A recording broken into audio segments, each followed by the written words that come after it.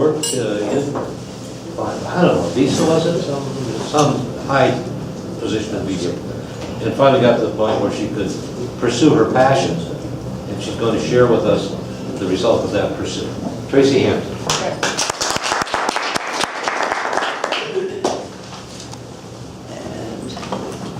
And it's the one on the right or the left? Left. Oh, you did it already. Wow. That's the right one. Geez, that's sensitive. That's the right one. Well, that's ahead of myself, but that's what the plan was. I actually had several other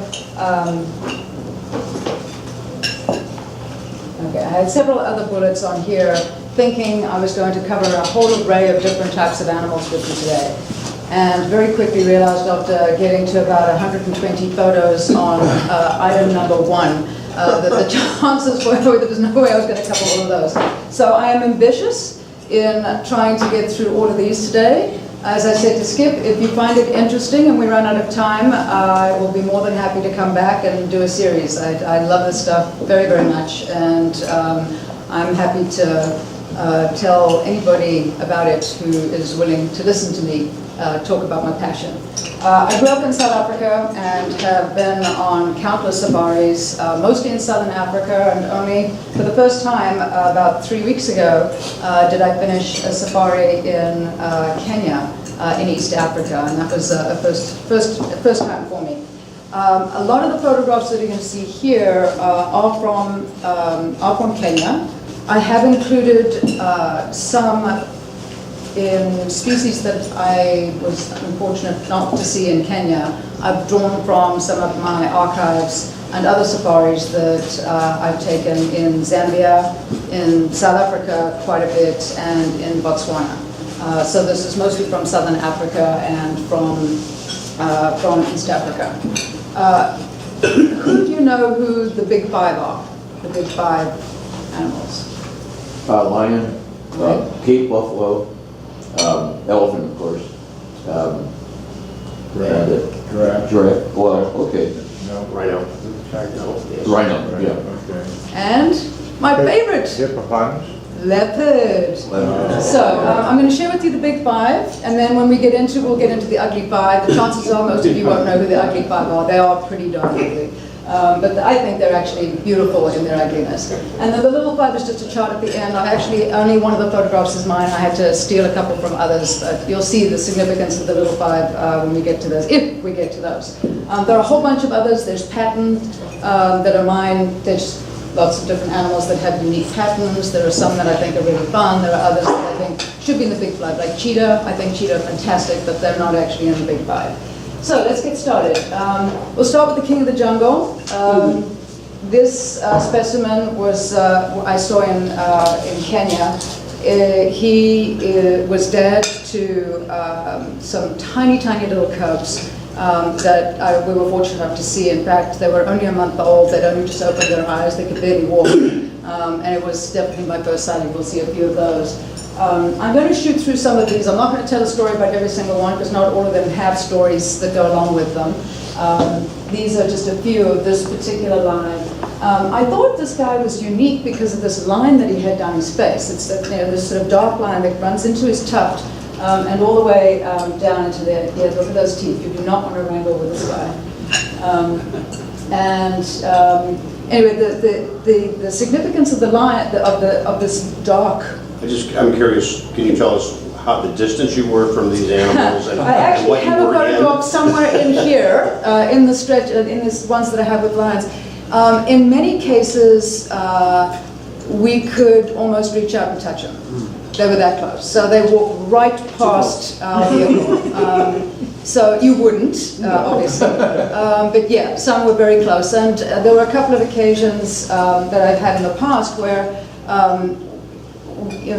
a leopard came right next to the truck, and I moved and made a little bit of a noise like this, and the leopard growled and hissed at me. He wasn't very happy the fact that I moved and made a noise. So they are very close. This lady, I think, is absolutely stunning. She was taking a little bit of a rest and had in some really nice poses. And I'd love to say that this was this giant roar. It wasn't. They yawn a lot. I mean, sort of the expression "lions are lying around." Yeah, they do. They lie around a lot. And so they tend to yawn quite a bit. And if you time it really well, then you can shoot off some great shots, getting them at sort of full stretch yawn, so you get to see their tongue and those lovely teeth. They hunt in prides. Guys don't do much of the hunting. It's women's work, mostly. But lions take precedence when it comes to eating. So, a little bit like us. Not Rotarians. Yeah, we do the cooking. This lady was on her own. She had a friend who was parked a little bit further away. The thing that was so significant about her is, I don't know if you can see these little black things here. All these little black things on her snout are all ticks. I hadn't actually seen a lion with that much, tick activity. And I just couldn't understand why she wouldn't have actually flipped them away or done something with them, because they look very uncomfortable. Here's a meet and greet, and you can see that the lady is sort of bowing at the king's feet, and all in preparation for the act that ensures that their progeny continues. They mate for an entire week when the female is in estrus. And I don't know how many times they'd already, gone around. It was a fascinating process, just in terms of watching, the mating ceremony. And they stay together. They stay away from the pride, and they mate for an entire week that she's in estrus. One couple. Huh? One couple. For a week. One couple for a week, but the male is the dominant, and he will mate with all females in the pride. In a different week, or? Females are going to come into estrus around about the same time, so mating is around about the same time, and birth is usually timed so that it's after the rainy season, so that there's lots of kill around, lots of prey around to feed them. This was actually in the north of Kenya, and here's a young 2-year-old with leftovers. It's a wildebeest leg. I don't know if you can just see the hoof here, and this is part of the lower leg and ankle bone. And here's another shot of it. She was flinging it around and playing with it, and then licking it, and then biting it and chewing it. Kind of fun to watch. Here's a lady on the plains. The thing that was so remarkable about Kenya that's so different from all the other safaris, a lot of the safaris that I've taken are in South Africa, and it seems to have been that we've timed it after the rainy season, meaning that the bush is really, really dense. The Masai Mara is so completely different. It's just, as far as the eye can see, just these wide open plains, and you'll see occasionally a little tree here and there. But for the most part, it's just wide open. And that's animals, Kenya. that's in Kenya. And animals everywhere. I mean, it's just an abundance of animals. It's quite striking. This was actually taken driving back from the airstrip. We just arrived in the Masai Mara, and we're driving back from the airstrip, and there was pride of lions. There were lions everywhere. We saw more lions than we saw impala. For those of you who don't know, impala are the most common deer in Africa, and we saw more lions than we saw impala. It was unbelievable. She was getting a drink of water. You can also notice on here the spots on her. That usually is telltale as to how old. Lions don't lose the spots until they're about 3. So she's probably about 2.5. It's pretty big for 2.5. You asked a question about how close. Here's the front of our truck, and there she is there. So pretty close. And we've had elephants, sort of do a mock charge and come towards us, and that's kind of scary because they come very, very close. I think I've probably got a picture in here of those two. But yeah, they come pretty close to the vehicle. I was saying earlier, just before the talk, that the animals are accustomed to the smell of the truck, so the diesel smell, and to the shape. Which means when you're near predators, you really can't stand up, because if you do, you're changing the shape of the vehicle, and that's when they'll feel threatened and potentially attack. So in South Africa and most of Southern Africa, the vehicles are completely open, which means you have to stay seated. What at first I thought was going to be a disadvantage in Kenya, because I didn't like the idea of having a canopy overhead, is that in Kenya, because of the canopy, it means you can stand up because you're not changing the shape of the vehicle. And so I actually got to get some great shots where I could actually stand up and take a picture down, particularly if the animal was really close to the vehicle. It was easier to photograph. These are the little cubs I was talking about, 1 month olds that only just opened their eyes. They were these tight. The reason they looked kind of weird like that, partly is because they were far away, the lighting was dreadful, and it was pouring with rain. So what you see there in terms of the little tufts and stuff is wet fur. I think this one is actually a little bit better. I think it was before this little cub got totally wet. But you see how tiny little balls of fluff is so sweet. We came upon a pride of lions, and believe it or not, the lion comprised of 30 lions.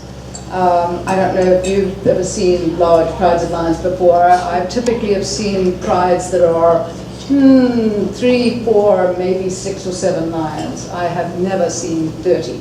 And it was just amazing. Everywhere you turned, there were little cubs playing. There were multiple generations of cubs. So you had the little ones, and then older and older brothers and sisters, and then the moms all lying around. Typically, not many big males. There's usually only one male in a pride, the dominant male.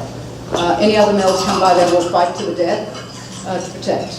If there are cubs and a new dominant male comes in, the dominant male will kill the cubs because he doesn't want the other guy's offspring. How long do the males, in a pride, how long do males stay there till they're... They stay there forever. They want to continue their gene pool. No, forever, I mean the until males and the cubs when they become, the not males. to about 2. Two, Yeah, and about 2, and then they shoots get out. kicked out and they have to go and fend for themselves. Here is a mom. You can see the 2 little cubs feeding. They were fighting like crazy to actually feed. Another picture of 3 cubs. These cubs are probably about 3 and 4 months old. I like this picture only because it shows multiple generations. So you can see the tiny little guy here is probably about 2 months old. This guy's probably about 4 or 5 months old. This one lying down here is probably 5 months old. And then the mom obviously is a little bit older. I think she still has some spots, so she's probably about 3. Playing with mom. All mom wants to do is scratch her ear. Yeah, if I could get the contrast just right, might be a... Do the National cubs ever Geographic. mingle with other cubs in the same pride? Oh, yeah. Oh, Yeah, they play. they play Oh, around. yeah. I watched them play. But they know mom, they go back to their original mom. They actually exchange moms. Wow. So whoever's Available. teats have milk, they will feed from whatever. In fact, they went to one, she growled and hissed at them and told them to bugger off, and so they went along to another mom, and another mom said, oh, okay, fine, feed. So they will exchange moms, whoever's available. I want to get a move on because we've got about 9 other species to get through. How frequently can a mother give birth? I actually had some fun facts. I started to do it for all the animals. I got to 3, and then at 3:30 this morning when I finished the presentation, I haven't done any of the others, and I cannot remember. They don't give birth more than once a year, do they? Don't know that they do. I think the gestation period for lions is about 110 days. Yeah. This is unusual. The male was hanging around because one of the females was in estrus, but he was set away from the other 29 and kept to himself, and the woman would kind of pop over and say hi every once in a while, but sort of stayed away. This little cub, extraordinarily brave. You do not go through a guy who's kind of wanting to hang with his lady. And so he was remarkably brave whenever you see the male lion sort of looking over and saying, what the hell are you doing here? And then this next one is priceless. It's like, okay, now we're going to have a little chat now. It's like, I'm telling you right now, go away. And the little one says, but I want to play. He finally went away. The little one went away. You better go and play with brothers and sisters and try to mess around with Dad. It's just a show of the little one. And this guy, he was fascinated by this tree and really wanted to get the tree. Lions, because of their sheer weight, very often won't climb trees. It's just, their weight is just too much to actually try and sort of get up a tree, unlike leopards, of course.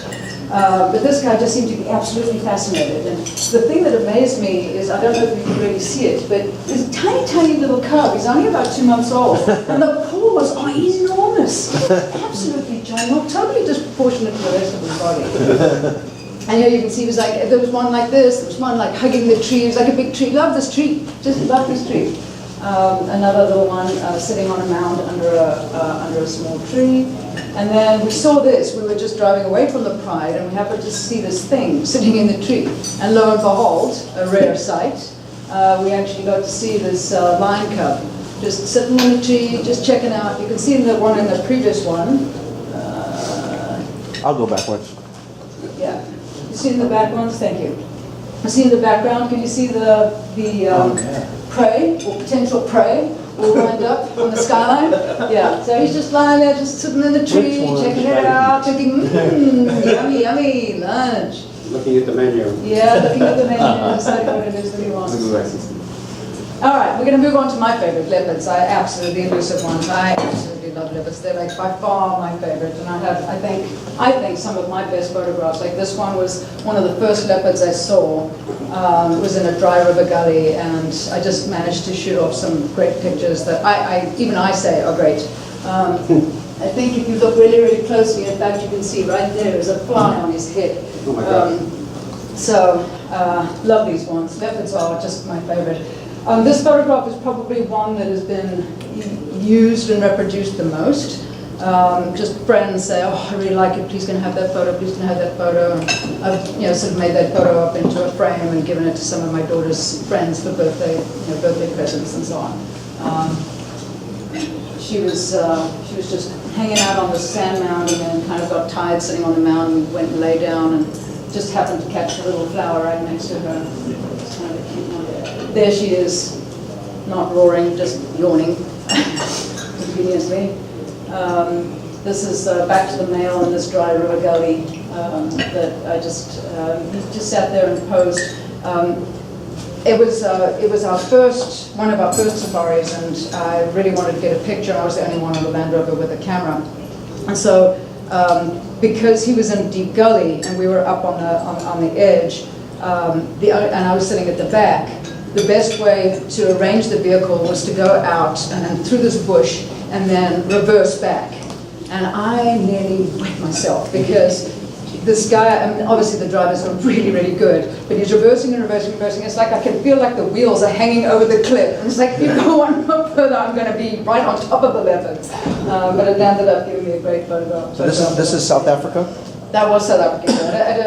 Our favorite game reserve is a place called Mondolozi. It's a private game reserve up in the northeastern South Africa. Pretty awesome. This is a standard pose. Leopards very, very often are in trees. They're a slightly smaller predator, and so they tend to go up in trees because that's where they can keep their prey safe. They tend to be hounded by, no pun intended, by a hyena. Taking and scavenging their prey and stealing their prey. Mating ceremony. This because we're on a mating quest. These two had just finished mating, and the guy was telling him what he thought.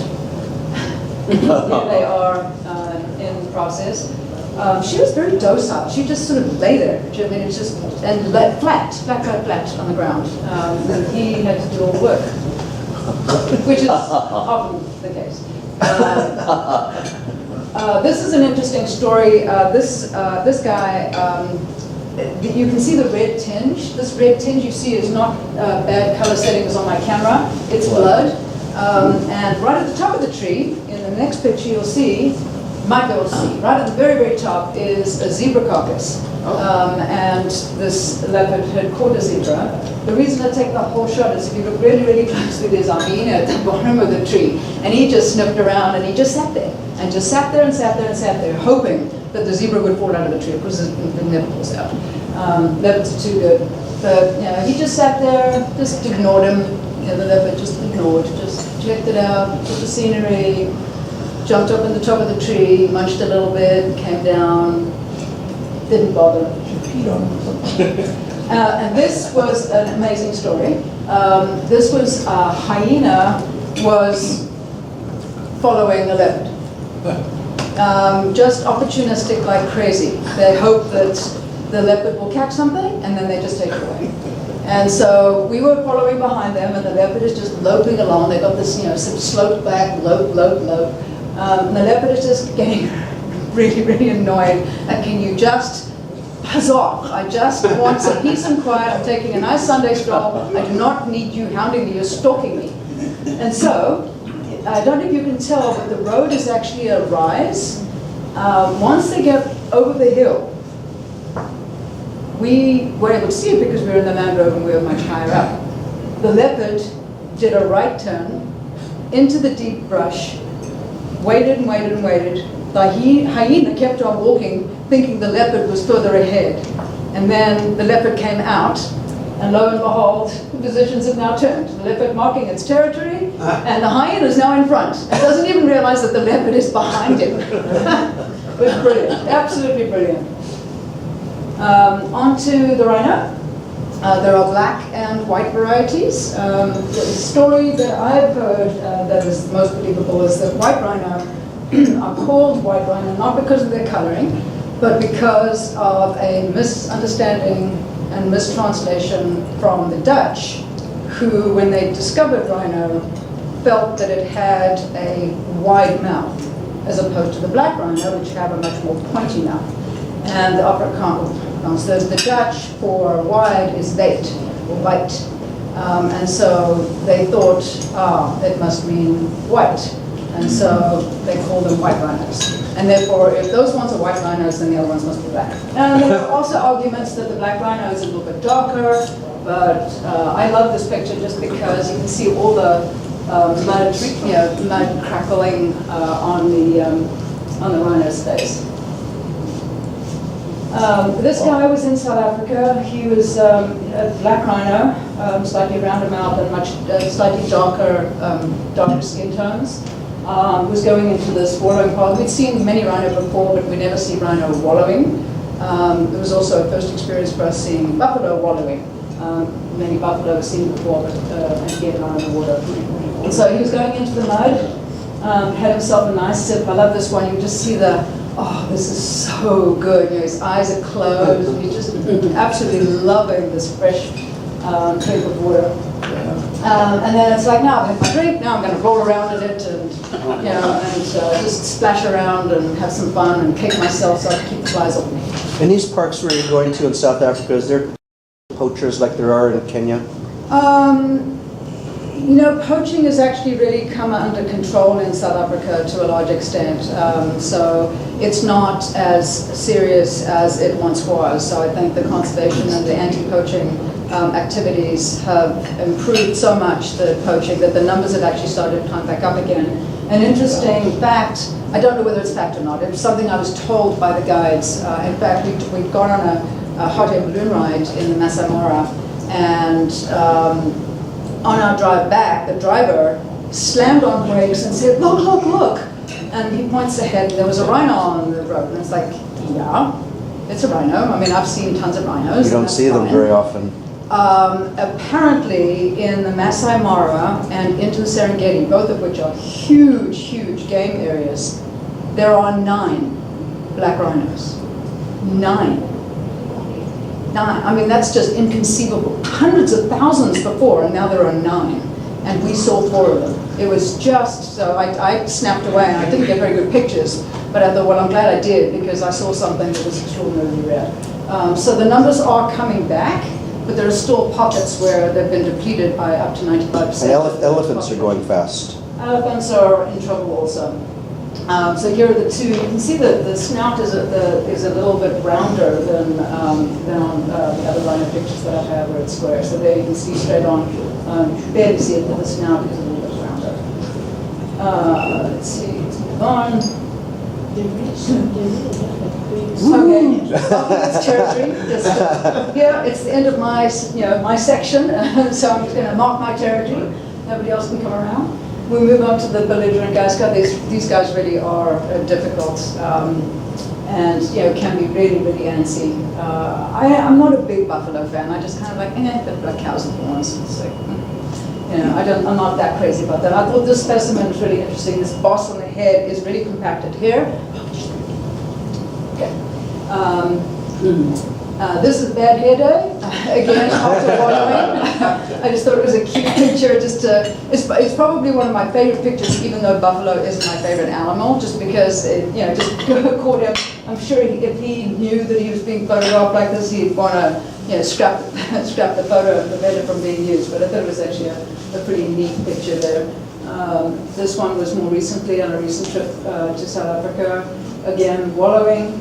This guy I showed, it's not a very good picture, the quality didn't come out well at all, one of my poorer shots. But I just wanted to show the oxpecker. They have a really symbiotic relationship. The oxpeckers take all the ticks off them, so they get their food, and obviously the buffalo are pretty happy about not having ticks all over them. Okay, these are two males. And no, buffalo are not homosexual, but they practice. So it's just that they need to practice to get ready for the big event. And so they kind of sort of go through the motions. They don't have individuals, but they go through the motions of practicing males. And when the time comes, they're, you know, ready and they can perform. So we're just practicing. And I included this guy, if you can see up at the top, this guy had obviously been mauled by a lion. So difficult to tell whether it'll get infected and he'll eventually die, or whether he would recover. But you can see a big, you know, gouge over the top, which is the way that lions, if they are going to attack buffalo, that they will actually jump up on their hindquarters and, you know, sink claws in and just hang on. And that you can see where that's happening to this guy. And I included this one, which might be difficult for you guys to see, but on the left-hand side, can you see that mound? In front of the mound is a lion, and way on the other side is a small herd of buffalo. And it was an African standoff. Prior to this, the lion, a couple of his friends, actually about 4 or 5 of his friends are actually behind the mounds lying in the trees. And these guys wanted to be browsing in that area.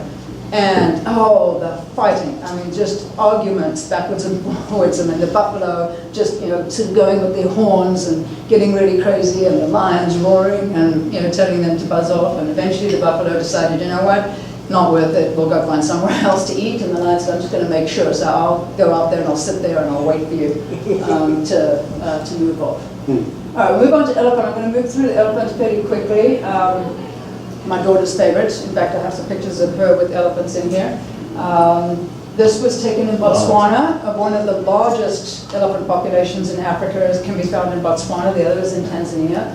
And this one was, unfortunately, this guy, this little one here, let me down because it was sort of touching the tail. And so it looked like, you know, sort of trunk to tail, and these 3 little ones walking on.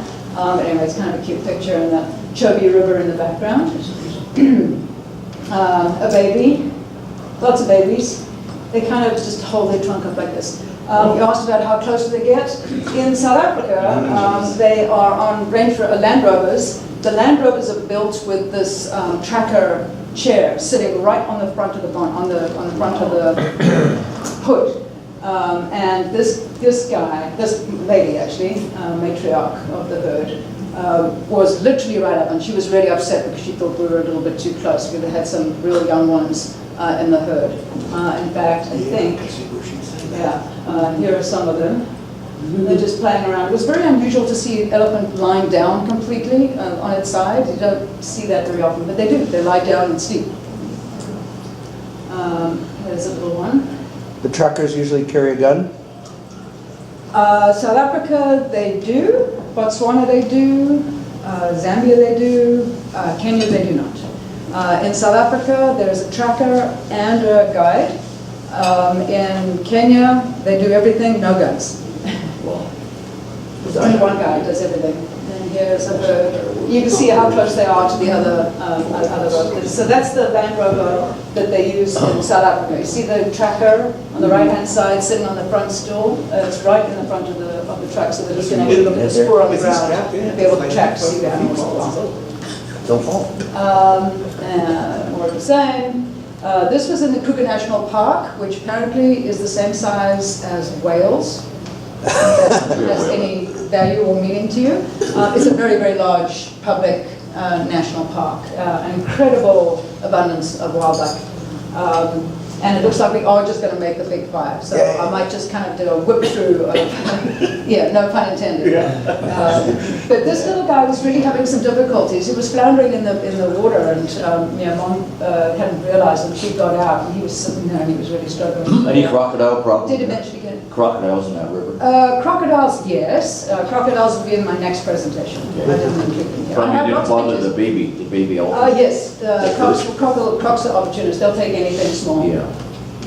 And there's a little guy crossing with Mom. This one was kicking us, and then I'll just.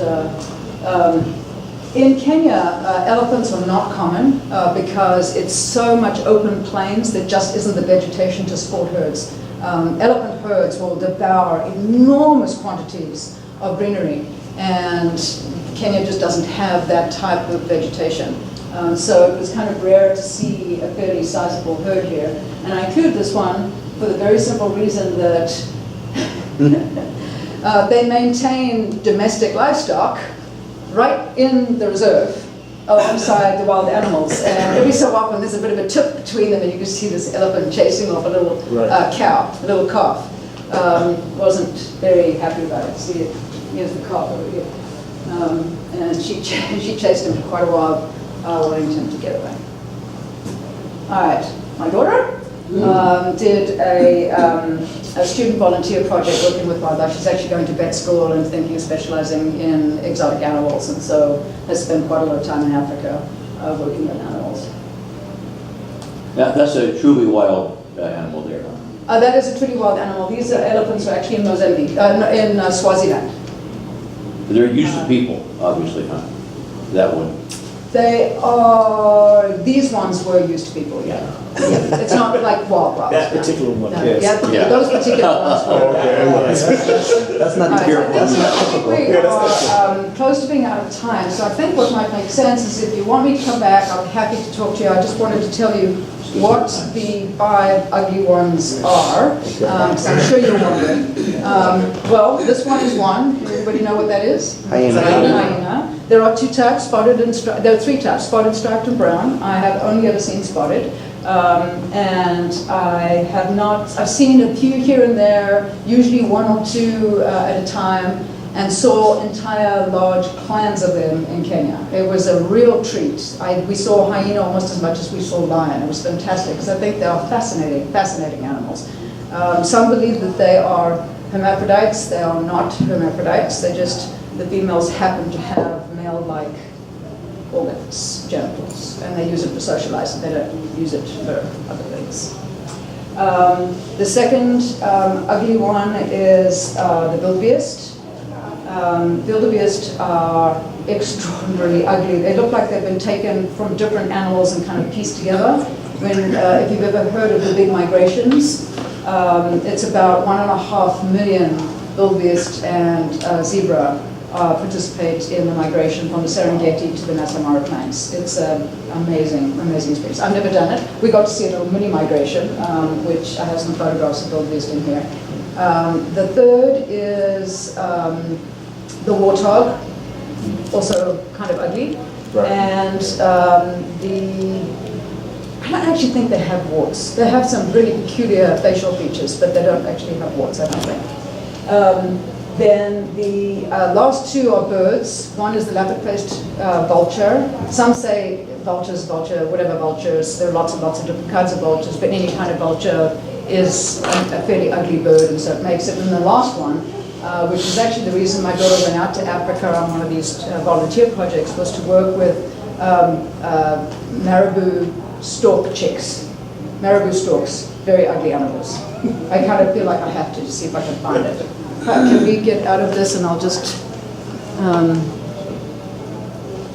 go whoosh all the way down to the very bottom. Go down to the last slide, the second to last slide.